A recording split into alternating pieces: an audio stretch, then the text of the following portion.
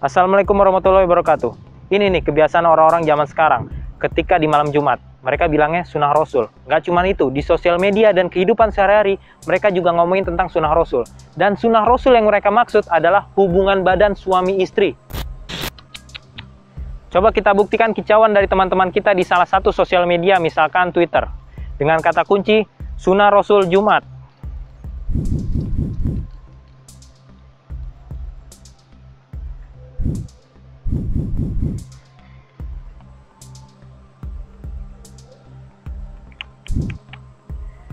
Jadi yang kalian maksud sunnah Rasul di malam Jumat itu ML.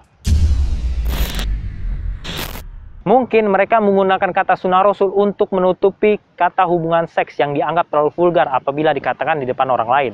Tetapi hal ini akan menyempitkan makna dari sunnah Rasul itu sendiri. Padahal sunnah Rasul adalah sesuatu yang mulia. Maknanya adalah perbuatan, perkataan, dan ketetapan Rasulullah yang baik untuk jadi dalil bagi hukum Islam. Fatal banget apabila sunnah Rasul disempitkan menjadi seperti itu. Di sisi lain, ini menjadi kesempatan bagi para haters Islam. Gara-gara maraknya orang memakai istilah ini, mereka berlomba-lomba mengatakan bahwa Islam adalah agama untuk orang-orang yang doyan seks. Islam merendahkan wanita, dan masih banyak lagi tuduhan lain tentang Islam. Jadi sebelum kita mulai ke pembahasannya, ada baiknya kita mesti tahu dulu nih, asal-usul dari sunnah Rasul ini. Kok bisa-bisanya orang di luar sana mengaitkan sunnah Rasul ini pada aktivitas hubungan badan? Ternyata semua itu dimulai dari sebuah hadis yang berbunyi, barang siapa yang melakukan hubungan badan pada saat malam Jumat, maka pahalanya akan sama dengan membunuh 100 orang Yahudi. Dan di hadis lain dikatakan pahalanya sama dengan membunuh 1000 orang Yahudi. Ada juga yang mengatakan 7000 orang Yahudi. Mudah-mudahan nggak ada orang yang mengatakan ini ke pasangannya. Pak, malam ini kita bunuh 100 orang Yahudi yuk di tempat tidur. Atau jangan-jangan ini malah menjadi pembenaran orang-orang untuk membunuh orang Yahudi yang nggak bersalah. Padahal Rasulullah sendiri memiliki mertua orang Yahudi. Tapi nggak pernah Rasulullah mau ngebunuh mertuanya sendiri hanya karena berbeda dengan beliau. Dan banyak juga interaksi beliau dengan orang-orang Yahudi. Tapi ya damai-damai aja. Nggak ngebunuh kecuali dalam kondisi tertentu dan dalam keadaan perang.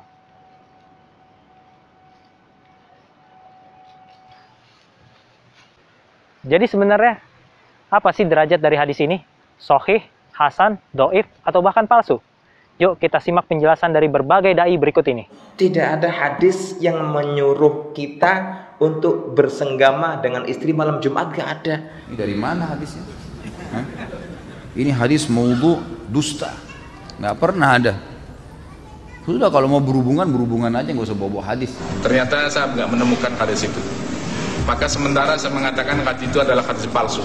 Nah, sekarang kalian tahu kan, nggak ada tuh hadis yang mengatur tentang hubungan suami istri di malam-malam tertentu, termasuk di malam Jumat. Bahkan hal ini tidak ditemukan di kitab-kitab manapun. Artinya Rasulullah sendiri tidak pernah mengajarkan hal itu. Ini hanyalah sebuah karangan dari orang-orang yang tidak bertanggung jawab. Dan itu hanyalah sebuah kebohongan.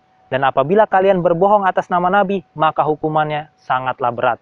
Rasulullah pernah bersabda dalam hadis sahih Bukhari, barang siapa yang berdusta atas namaku dengan sengaja, maka dia akan menempati tempat duduknya di neraka. Jadi, kalau kalian ingin berhubungan badan dengan pasangan yang sah, tidak perlu mengkhususkan hari-hari tertentu. Cukup diniatkan sebagai ibadah saja, karena berhubungan badan dengan pasangan yang sah akan bernilai pahala sesuai sabda Rasulullah. Jadi hati-hati ya, karena banyak sekali hadis-hadis palsu beredar di luar sana. Tujuannya sudah sangat jelas, yaitu agar umat Islam melenceng dari ajaran Islam yang benar.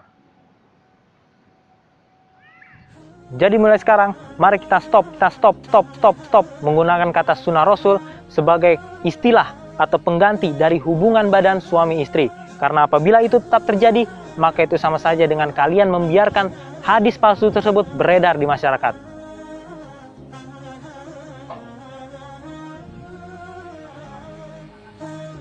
Oke, itu tadi pembahasan dari video Lampu Islam kali ini. Bagi kalian yang ingin menonton video Lampu Islam lainnya, bisa diklik di sini. Mudah-mudahan kita bisa bertemu di video Lampu Islam berikutnya, insya Allah. Saya Ikhwan dari Lampu Islam, mohon undur diri. Wassalamualaikum warahmatullahi wabarakatuh.